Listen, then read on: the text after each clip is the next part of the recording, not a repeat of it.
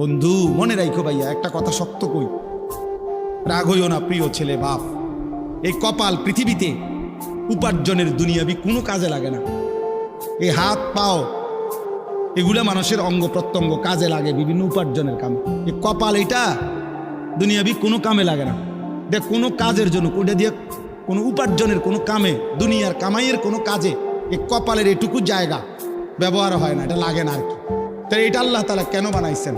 খোদার কসম রব্বুল আলামিন এই কপাল শুধুই সেজদার জন্য বানাইছে, শুধু সেজদার জন্য। এই জন্য যে কপাল সেজদা দেয় না, যে কপালে সেজদা নাই, তুই মানুষও না, মানুষের বাচ্চাও না। ইনসানের কোনো কাতারে সে পড়ে না, সে কোনো মানুষের কাতারে পড়ে না, ইনসানের কোনো কাতারে পড়ে না যার কপালে সেজদা। কারণ কপাল বানানোই হয়েছে, সেজদা কাকে বলে? ওয়াদউল জাবহাতে আলাল আরদ, জমিনের মধ্যে কি রাখা, তো কপাল রাখাটারেই কি কয়?